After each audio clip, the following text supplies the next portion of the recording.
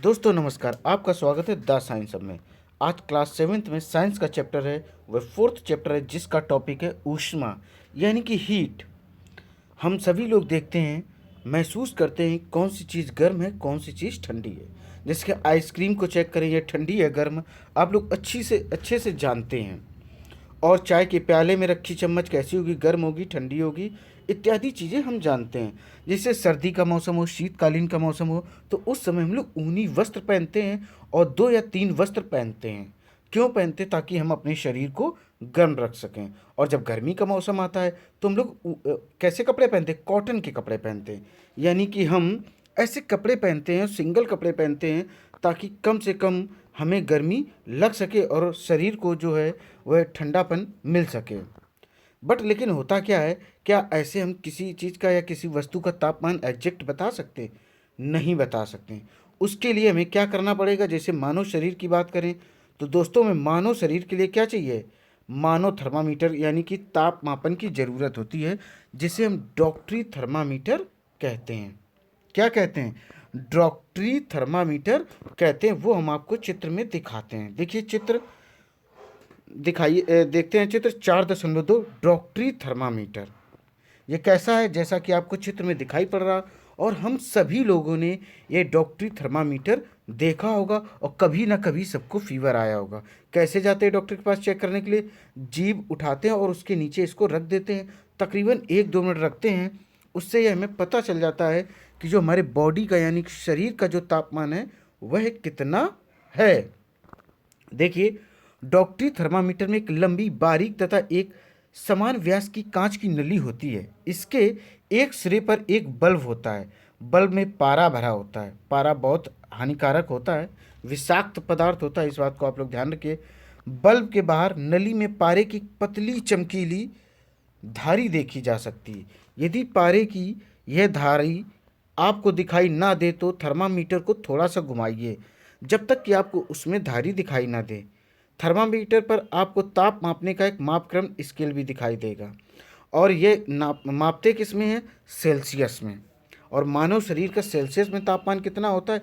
वह होता है 37। कितना होता है? वह होता है 37। और डॉक्टरी थर्मामीटर पर हम देखते क्या है?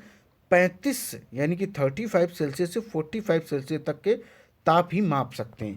क्योंकि जो मनुष्य का तापमान होता है वह दिया जाता है 37, लेकिन कभी कारण किसी को फीवर आ जाए, कोई और प्रॉब्लम हो जाए, तो तापमान कभी कभी कम भी हो जाता है, कभी कभी ज़्यादा हो जाता है। लेकिन ना ही तो 35 से बिलो जाता है, ना ही 42 से ऊपर जाता है। जब जाएगा तो फिर वो व्यक्ति ही ऊपर चला जाएगा। ओके, देखिए मानव शरीर का ताप मैंने आपको बताया 37 होता है। ठीक है दोस्तों, अब देखते हैं डॉक्टरी थर्मामीटर उपयोग करने के लिए आवश्यक सावधानियाँ। क्या हमें ध्यान रखना चाहिए, इसके बारे में आप लोग जरूर समझ लें। थर्मामीटर को उपयोग से पहले और उपयोग के पश्चात धोना चाहिए। धोने के लिए किसी पूर्तिरोधी यानी कि पूतिरोधी एंटीसेप्टिक घोल का उपयोग अच्छे से करना चाहिए। सुनिश्चित कीजिए कि उपयोग से पहले पारे का ताप 35 सेल्सियस से नीचे हो। थर्मामीटर को पढ़ते समय पारे का तल दृष्टि रेखा की सीध में होना चाहिए, जैसा कि इसमें दिखाया गया है। थर्मामीटर का सावधानी पूर्वक उपयोग कीजिए। किसी कठोर वस्तु से टकराने पर यह टूट सकता है। टूट सकता नहीं बंधुवर, टूट ही जाता है। थर्मामीटर का उपयोग करते समय इसे बल्ब से नहीं पकड़ना चाहिए। देखिए दिया गया है चित्र 4.3 डॉक्टरी थर्मामीटर को पढ़ने की सही तरीका यानी कि सही विधि देख सकते हैं आप लोग। अब हमें क्या करना है? जैसा कि हमने आपको बताया कि टेम्परेचर कैसा है 37। अब हमें कुछ मित्र लेने, जैसा कि क्रियाकलाप 4.3 में दिया गया है, फिर उनके बॉडी का टेम्परेचर लेना है। फिर हमें पता करना कि सभी का तापमान 37 ही होता। देखेंगे किसी किसी का 36.9 हो सकता है, किसी का 37.2 भी हो सकता है। ओके, अब देखते हैं, और इसमें मैंने आपको बता दिया है जो इसमें स्केल होती, मॉनिटरिंग होती 35 सेल्सियस से 42 सेल्सियस तक होती है। अब जो दूसरा होता है उसे बोलते हैं प्रयोगशाला तापमापी। इसे क्या बोलते हैं? प्रयोगशाला तापमापी। ओके, इसमें क्या होता है? न्यूनतम ताप को इसमें जो दिया जाता है स्केल, वह होता है 10 सेल्सियस से लेकर 110 सेल्सियस तक। और इसमें क्या होता है? ठीक उसी प्रकार के तापमापी में भी किसी सबसे छोटे भाग द्वारा दर्शाए जाने वाले ताप का मान हम लोग पता करते हैं। देखिए हम आपको दिखाते हैं ये चित्र 4.4 प्रयोगशाला तापमान। ये देखिए हरी सी लंबी, देखिए ऊपर तापमान कितना 110 दिया गया कि नहीं दिया गया, यानी कि 10 से लेकर 110 सेल्सियस तक इसमें तापमान आप नाप सकते हैं। और क्रियाकलाप 4.4 में देखिए इसमें क्या दिया गया है कि प्रयोगशाला तापमापी द्वारा जल का तापमान मापना। देखिए किस तरीके से नाप रहे हैं, जैसे जैसे ताप बढ़ेगा वैसे वैसे जो पारा है वो भी ऊपर जाएगा। पारा एक कैसा पदार्थ होता है, एक विषाक्त पदार्थ होता है। अब देखते हैं डॉक्टरी थर्मामीटर के बारे में कुछ बातें आपको बताते हैं। डॉक्टरी थर्मामीटर को मुंह से बाहर निकाल लेने पर पारे का तल नीचे या ऊपर क्यों नहीं जाता। किसी डॉक्टरी थर्मामीटर का फिर से प्रेक्षण करते हैं। क्या आप बल्ब के पास कोई विभंग किंक देखते हैं। देखिए 4.6 डॉक्टरी थर्मामीटर में एक विभंग होता है, ये देखिए सामने आपको दिख रहा है। और इससे क्या होता है कि विभंग का लाभ क्या होता है, इससे फ़ायदा क्या होता है, ये पारे के तल को अपने आप नीचे गिरने से रोकता है, जिससे हम एग्जैक्ट तापमान का पता कर लेते कि इस व्यक्ति को फीवर है कि नहीं है। ये देखिए, लेकिन अब कौन सा दौर चल रहा है दोस्तों, अब चल रहा कोरोना दौर। तो अब इसमें बहुत सारे ऐसे थर्मामीटर बन गए हैं जिसमें आप उसमें हम लोग क्या नहीं इस्तेमाल करते हैं, उसमें हम किसी भी तरीके का कोई भी पदार्थ इस्तेमाल नहीं करते हैं, जिसे हम बोलते हैं मरकरी, यानी कि पारा इस्तेमाल नहीं करते हैं। और ये अंकी तापमापी कहलाते हैं। बस यूं ही हेड पर लगाया जाता है, जिससे हमें तापमान के बारे में पता चल जाता है। इससे देखिए ये जो आप देख रहे हैं चित्र, अंकी तापमापी डिजिटल, इसे भी जीभ के नीचे रखें या आर्म में, अंडर आर्म के साइड में रखें, तब भी ये आपको टेम्परेचर शो ऑफ करेगा कि आपके बॉडी का जो टेम्परेचर है वो दोस्तों कितना है। अब जो टॉपिक है ऊष्मा का स्थानांतरण।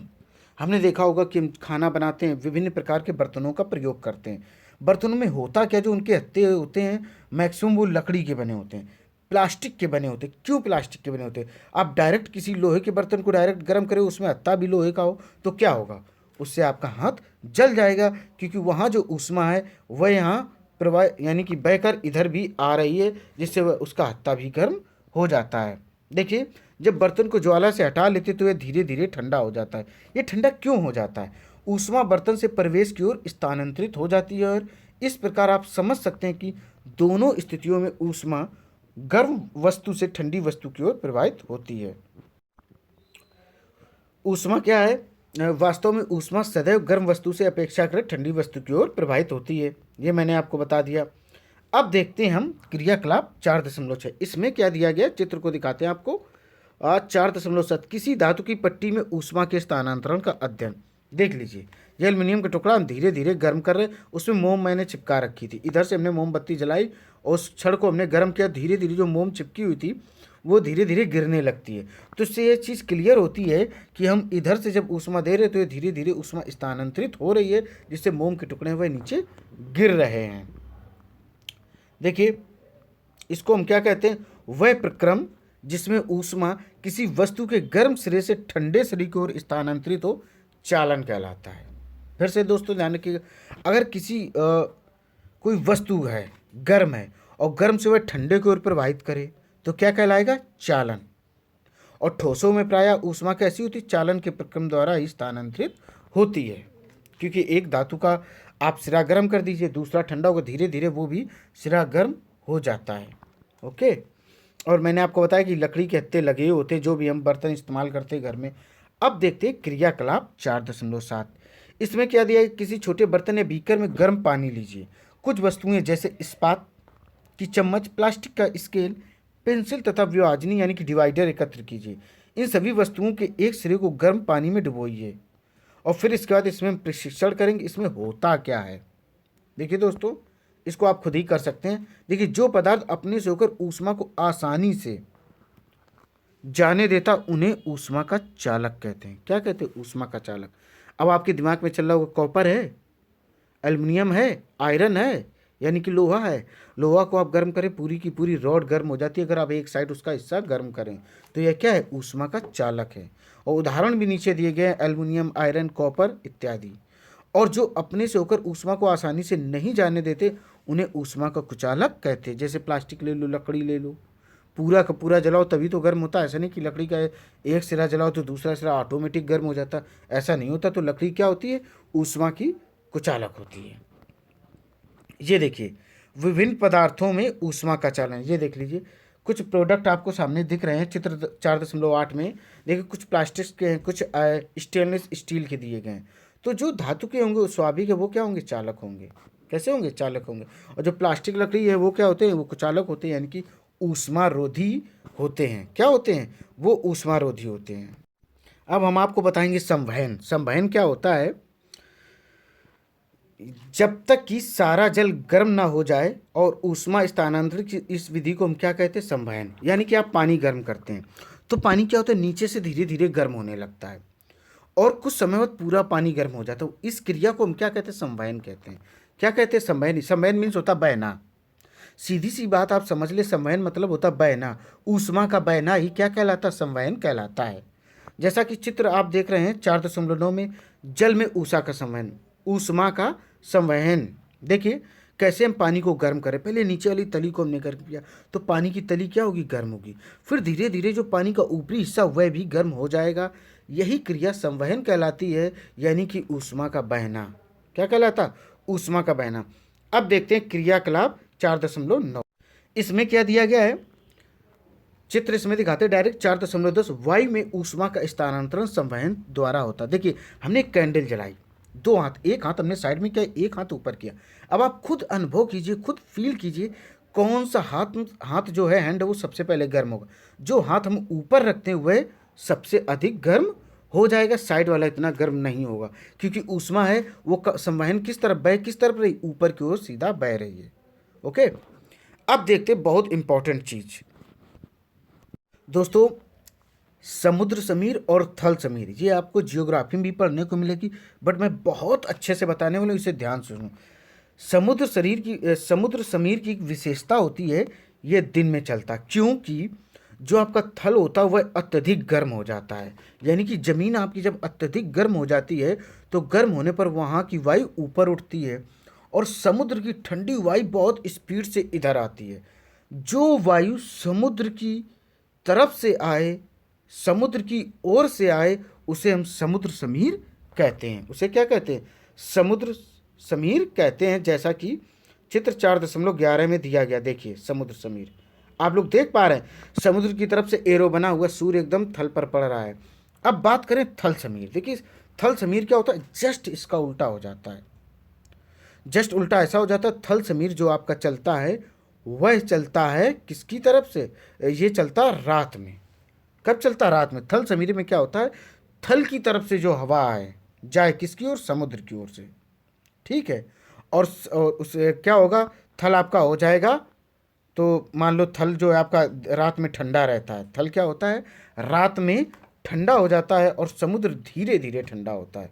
इसलिए जो थल समीर होती है, थल की ओर से वायु समुद्र की ओर चलती है, और समुद्र समीर में क्या होती है, समुद्र की ओर से चलती है। देखिए दोस्तों हम बताते हैं। देखिए तटीय क्षेत्रों में रहने वाले लोग एक मनोरंजक परिघटना का अनुभव करते हैं। दिन के समय स्थल धरती या थल की अपेक्षा शीघ्र गर्म होता है। स्थल के ऊपर की वायु गर्म होकर ऊपर उठती है। इसका स्थान लेने के लिए समुद्र की ओर से ठंडी वायु स्थल की ओर बहती है। चक्र को पूरा करने के लिए स्थल की ओर से गर्म वायु समुद्र की ओर बह जाती है। समुद्र की ओर से आने वाली वायु को हम क्या कहते हैं, समुद्र समीर कहते हैं। समुद्र समीर की ठंडी वायु का लाभ उठाने के लिए तटीय क्षेत्रों के भवनों में खिड़कियां समुद्र की ओर बनाई जाती हैं। रात्रि में यह क्रिया क्या होती है, ठीक विपरीत हो जाती है। समुद्र का जल स्थल की अपेक्षा धीमी गति से ठंडा होता है, इसलिए स्थल की ओर से ठंडी वायु समुद्र की ओर बहती, जैसा कि चित्र में दिया गया। देख लीजिए आप लोग, यह थल समीर कहलाती है। यह क्या कहलाती, थल समीर। जब हम धूप में खड़े होते हैं तो हम गर्माहट अनुभव करते हैं। सूर्य से हम तक ऊष्मा कैसे पहुंचती है, यह चालन अथवा संवहन द्वारा हम तक नहीं पहुंच सकती, क्योंकि इन दोनों क्रमों में ऊष्मा स्थानांतरण के लिए माध्यम आवश्यक है। चूंकि पृथ्वी तथा सूर्य के बीच के अधिकांश स्थान में कोई माध्यम जैसे कि वायु नहीं है, अतः सूर्य से हम तक ऊष्मा एक अन्य क्रम द्वारा पहुंचती, जिसे हम क्या बोलते हैं, विकिरण। ध्यान रखिएगा, सूर्य का जो प्रकाश, सूर्य की ऊष्मा जो पृथ्वी तक पहुंचती है वह विकिरण के माध्यम से पहुंचती है। विकिरण द्वारा ऊष्मा के स्थानांतरण में किसी माध्यम जैसे वायु अथवा जल की आवश्यकता नहीं होती है। Got it? समझ रहे हैं दोस्तों आप?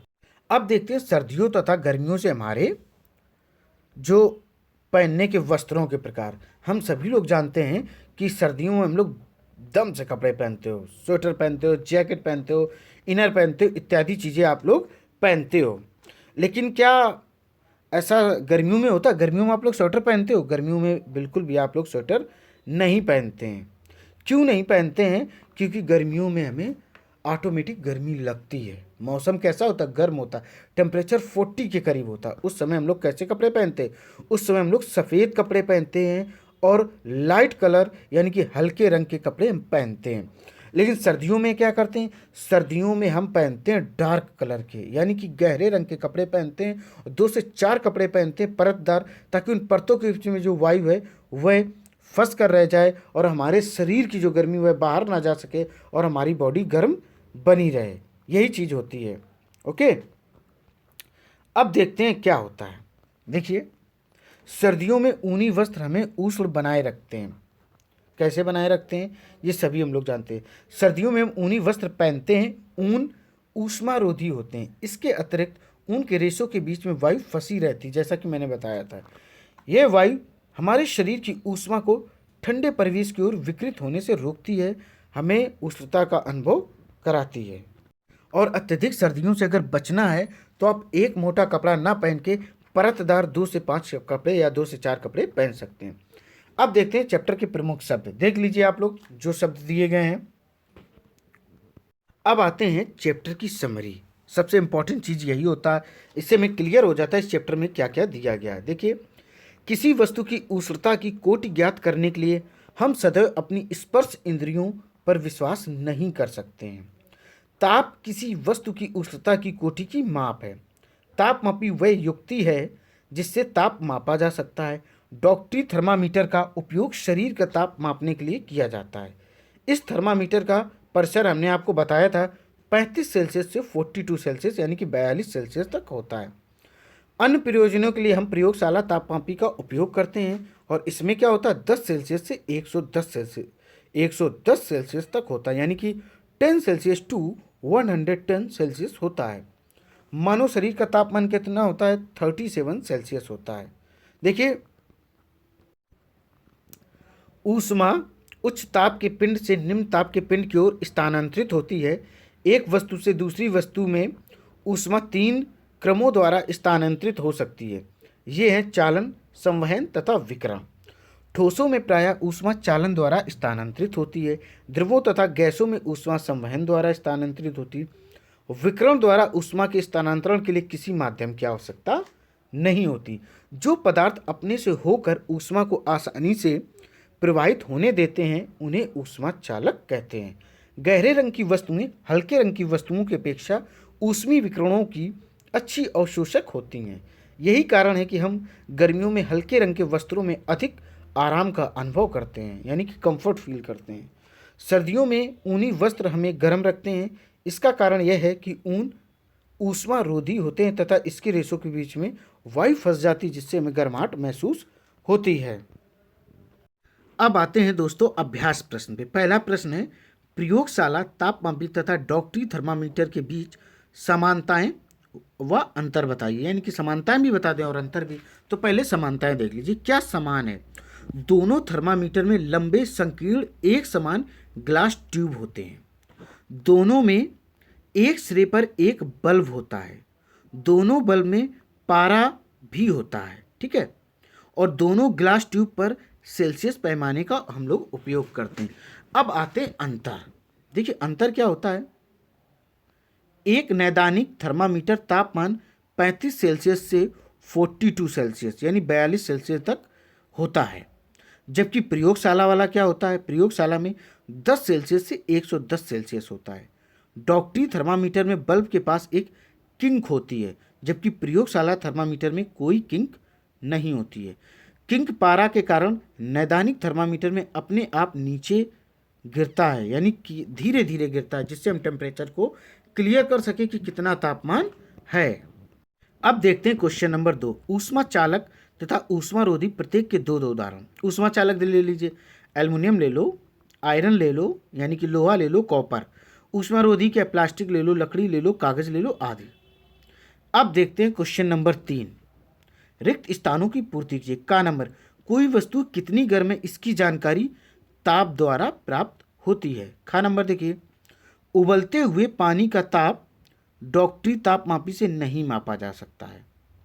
गा नंबर, ताप को डिग्री सेल्सियस में मापते हैं। बिना किसी माध्यम द्वारा ऊष्मा स्थानांतरण के प्रक्रम को हम क्या कहते हैं, विकिरण कहते हैं। अब देखते हैं 4 नंबर, ला नंबर आपका गायब है ही नहीं इसमें। चलिए 4 नंबर देखते हैं।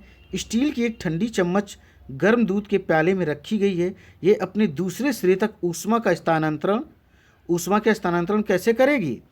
तो ये दोस्तों करेगी चालन द्वारा, चालन क्रम द्वारा करेगी। अब देखते हैं 6 नंबर, हल्के रंग के वस्त्रों की अपेक्षा गहरे रंग के वस्त्र ऊष्मा का अधिक अवशोषण करते हैं। देखिए क्वेश्चन नंबर 4, कॉलम ए और बी को मिलाना है। देखिए का नंबर, थल समीर के बहने का समय हमने आपको बताया था, जो थल समीर है वो किस टाइम बहता है? यह बहता है दोस्तों रात में। और जो समुद्र का होता है वह होता है दिन में। समुद्र समीर बहने का समय क्या होता है? दिन होता है। गहरे रंग के कपड़े पसंद करने का समय कब है? सर्दी। सर्दी में ही आप डार्क कलर के कपड़े पहनते हैं। घ नंबर देखो, हल्के रंग के कपड़े हम लोग कब पहनते हो? ये हम लोग पहनते हो गर्मी में, ताकि गर्मी ना लगे, हल्की फुल्की ठंडक महसूस हो। अब देखते हैं हम लोग 5 नंबर, सर्दियों में एक मोटा वस्त्र पहनने की तुलना में उसी मोटाई का कई परतों का वस्त्र अधिक उष्णता क्यों प्रदान करता है? व्याख्या कीजिए। सीधी सी बात है, क्योंकि समान मोटाई के कई परतों के वस्त्र के रेशों के बीच वायु फंसी रहती है, जिससे जो हमारी शरीर की ऊष्मा है उसे वह बाहर नहीं जाने देती और हमारा शरीर गर्माहट महसूस करता है। अब देखते हैं क्वेश्चन नंबर 6, चित्र 4.13 को देखिए, अंकित कीजिए कहाँ कहाँ चालन, संवहन तथा विकिरण होता है, द्वारा स्थानांतरण होता है। देखिए, जब हम बर्तन को गर्म कर रहे हैं, पानी भी गर्म होगा, बर्तन भी गर्म होगा, जिस पर गर्म कर रहे हैं वो भी चीज़ गर्म होगी, और जो प्लास्टिक का हत्था इसमें लगा हुआ वो सिर्फ गर्म नहीं होगा दोस्तों। अब देखते हैं क्वेश्चन नंबर 7, गर्म जलवायु के स्थानों पर यह परामर्श दिया जाता है कि घरों की बाहरी दीवारों पर श्वेत यानी कि सफ़ेद पेंट किया जाए। व्याख्या कीजिए। बिल्कुल दोस्तों, क्योंकि जो सफ़ेद रंग होता है वह ऊष्मा को कम से कम अवशोषित करता है, जिसकी वजह से शरीर जो आपका घर होता है उसके अंदर गर्माहट कम रहती है। अगर आप डार्क कलर करेंगे, ब्लैक कलर करेंगे, तो वह अधिक से अधिक ऊष्मा को अवशोषित करेगा और आपके घर का जो अंदर का टेम्परेचर होगा वो अधिक होगा। इसीलिए हमेशा कहा जाता है या तो आप लाइट कलर से पेंट करवाएं या स्पेशली सफ़ेद कलर से ही पेंट करवाएं, क्योंकि सफ़ेद जो रंग होता है वह हीट को यानी कि ऊष्मा को कम से कम अवशोषित करेगा और जो घर का तापमान है वह मेंटेन रहेगा, अधिक गर्म नहीं होगा। अब देखते क्वेश्चन नंबर 8, 30 सेल्सियस के 1 लीटर को जल को 50 सेल्सियस के 1 लीटर जल के साथ मिलाया गया। मिश्रण का ताप क्या होगा? स्वाभाविक है 30 सेल्सियस तथा 50 सेल्सियस के बीच होगा। क्या होगा? 30 सेल्सियस और 50 सेल्सियस के बीच ही होगा। अब देखते क्वेश्चन नंबर 9। क्या देखते? क्वेश्चन नंबर 9, 40 सेल्सियस ताप की लोहे की किसी गोली को कटोरी में भरें, 40 सेल्सियस ताप के जल में डुबाया गया। इस प्रक्रिया में ऊष्मा क्या होगी? ना तो लोहे की गोली से जल की और ना ही जल से लोहे की गोली की ओर स्थानांतरित होगी। यानी कि जो इसका आंसर होगा वह होगा दोस्तों खा नंबर, ना तो लोहे की गोली से जल की ओर और ना ही जल से लोहे की गोली की ओर ऊष्मा जो है वह स्थानांतरित होगी। अब देखते हैं क्वेश्चन नंबर 10। क्या देखते हैं? 10, लकड़ी की एक चम्मच को आइसक्रीम के प्याले में डुबोया गया। इसका दूसरा सिरा बिल्कुल भी ठंडा नहीं होगा, क्योंकि ये ऊष्मा की क्या है? रोधी है। इसकी जगह प्लास्टिक की चम्मच होती वो भी ठंडी नहीं होती, बट अगर स्टील की चम्मच होती तो वह ठंडी होती है। अब देखते हैं क्वेश्चन नंबर 11, स्टेनलेस इस्पात की कढ़ाई में प्रायः कॉपर या तांबे की तली लगाई जाती, इसका कारण क्या है? तो दोस्तों इसका कारण क्या है? स्टेनलेस इस्पात की अपेक्षा तांबा ऊष्मा का अच्छा चालक होता है और जल्दी से गर्म हो जाता है। दोस्तों ये चैप्टर यहीं पर समाप्त होता है और इसी तरीके के एनसीईआरटी के सारे चैप्टर्स आपको 12 तक मिलेंगे। बस इस वीडियो को अधिक से अधिक लाइक करें, सब्सक्राइब करें और दोस्तों अधिक से अधिक शेयर करें। दोस्तों जय हिंद।